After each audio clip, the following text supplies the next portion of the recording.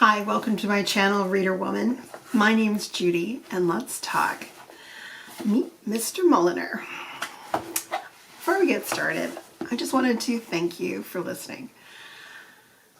Right now, in the latter part of February 2025, being an American is a little bit challenging, and with all the political upheaval that's going on in my country, I'm really enjoying taking a step back from the news and reading P.G. Woodhouse. So I forgot to actually put that introduction in my last video, but I just wanted to thank you for being here, and I hope that you find a little calm and at least a little giggle as I continue reading about Mulliner's Buck-U-Uppo. Just to remind you, we're talking about the poor, kind of limp curate. What is his name here? Augustine. I thought it was Alphonse for a minute. Augustine. Augustine, who has been given a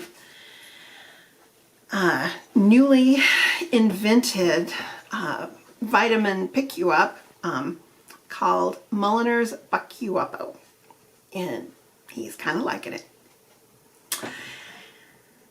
He felt most amazingly fit, undoubtedly in asserting that this tonic of his acted forcefully upon the red corpuscles. His Uncle Wilfred had been right. Until that moment, Augustine had never supposed that he had any red corpuscles. But now, as he sat waiting for Mrs. Wardle to bring him his fried egg, his housekeeper, he could feel them dancing about all over him. They seemed to be forming rowdy parties and sliding down his spine. His eyes sparkled, and from sheer joy of living, he sang a few bars from the hymn for those of riper years at sea. He was still singing when Mrs. Wardle entered with a dish. "What's this?" demanded Augustine, eyeing it dangerously. "A nice fried egg, sir." "And what do you, pray, mean by nice? It may be an amiable egg, it may be a civil, well-meaning egg, but if you think it is fit for human consumption, adjust that impression.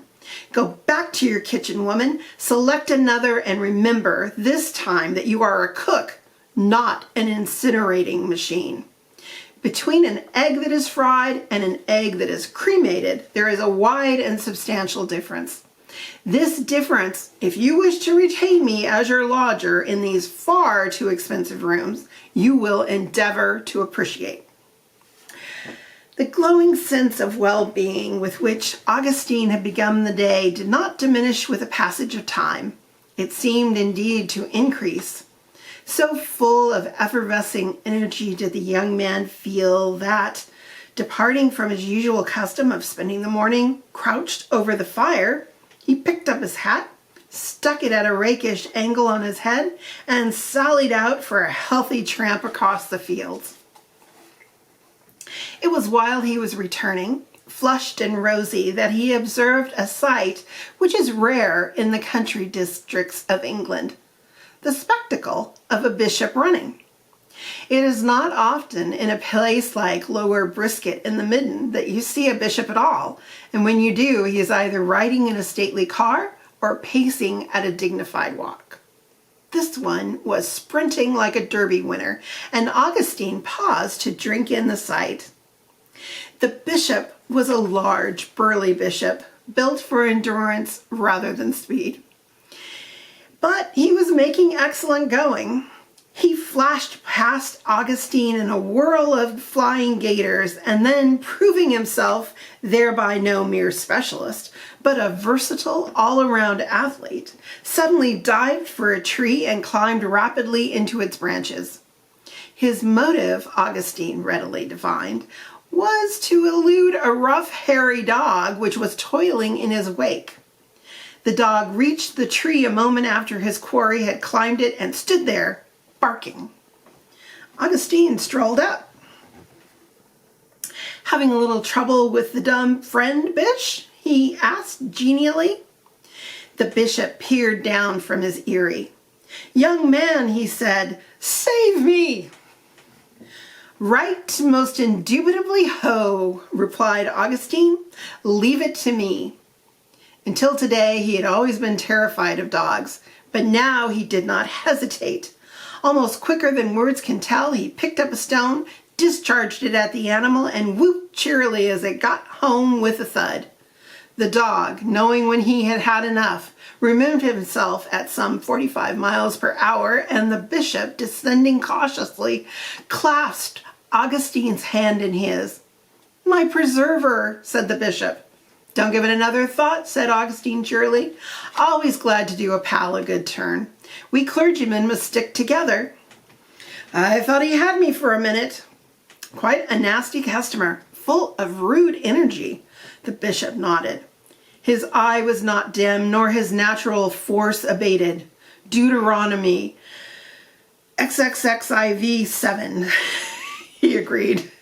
"I wonder if you can direct me to the vicarage. I fear I have come a little out of my way." "I'll take you there." "Thank you. Perhaps it would be as well if you did not come in. I have a serious matter to discuss with old Pieface. I mean, the Reverend Stanley Brandon." "I have a serious matter to discuss with his daughter. I'll just hang about the garden." "You are a very excellent young man," the bishop said as they walked along. "You are a curate, huh?" "At present. But," said Augustine, tapping his companion on the chest, "just watch my smoke. That's all I ask you to do. Just watch my smoke." "I will. You should rise to great heights, to the very top of the tree." "Like you just did now, eh?" said the bishop. "You young rogue." He poked Augustine in the ribs. "Ha ha ha," said Augustine. He slapped the bishop on the back. "But all joking aside," said the bishop as they entered the vicarage grounds, "I really shall keep my eye on you and see that you receive the swift preferment which your talents and character deserve. I say to you, my dear young friend, speaking seriously and weighing my words, that the way you picked that dog off with that stone was the smoothest thing I ever saw. And I am a man who always tells the strict truth. Great is the truth and mighty above all things.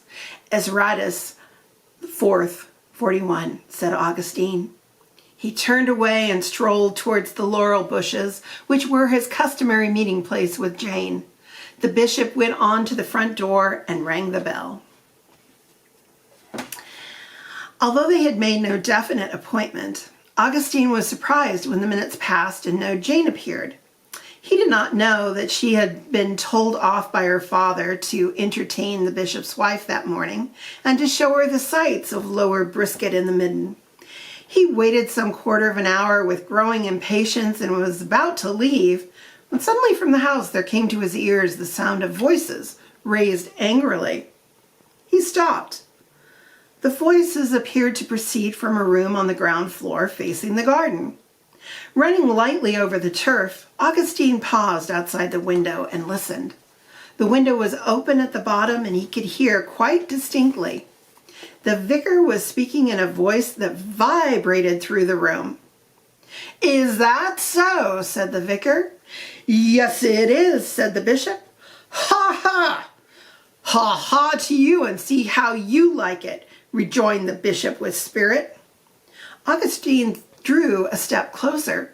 It was plain that Jane's fears had been justified and that there was serious trouble afoot between these two old schoolfellows. He peeped in. The vicar, his hands behind his coat tails, was striding up and down the carpet, while the bishop, his back to the fireplace, glared defiance at him from the hearth rug. "Who ever told you you were an authority on chasubles?" demanded the vicar. "That's all right, who told me," rejoined the bishop. "I don't believe you know what a chasuble is. Is that so? Well, what is it then?" It's a circular cloak hanging from the shoulders, elaborately embroidered with pattern and with orphreys. And you can argue as much as you like, young pie face, but you can't get away from the fact that there are too many orphreys on yours.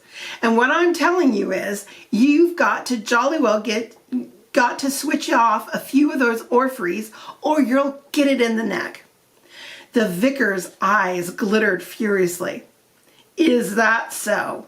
Well, I just won't. So there. And it's like your cheek coming here and trying to hie at me. You seem to have forgotten that I knew you when you were an inky-faced kid at school, and that if I liked, I could tell the world one or two things about you, which would probably amuse it. My past is an open book. Ha! Is it? The vicar laughed malevolently. Who put the white mouse in the French master's desk? The bishop startled. Who put the jam in the dormitory prefect's bed? He retorted. Who couldn't keep his collar clean? Who used to wear a dickie? The bishop's wonderful organ-like voice, whose softest whisper could be heard throughout the vast cathedral, rang out in tones of thunder. Who was sick at the house supper? The vicar quivered from head to foot. His rubicund face turned a deeper crimson. You know jolly well, he said in shaking accents, that there was something wrong with the turkey. Might have upset anyone. The only thing wrong with the turkey was that you ate too much of it. If you had paid as much attention to developing your soul as you did to developing your tummy, you might now, said the bishop, have risen to my own eminence. Oh, might I? No, perhaps I'm wrong. You never had the brain. The vicar uttered another discordant laugh. Ha! Brain is good. We know all about your eminence, as you call it, and how you rose to that eminence. What do you mean? You are a bishop. How you became one, we will not inquire. What do you mean? What I say, we will not inquire. Why don't you inquire? Because, said the vicar, it is better not. The bishop's self-control left him. His face contorted with fury. He took a step forward, and simultaneously Augustine sprang lightly into the room. Now, said Augustine. Now. The two men stood transfixed. They stared at the intruder dumbly. The two men... Milo, you're breaking my concentration. Shh.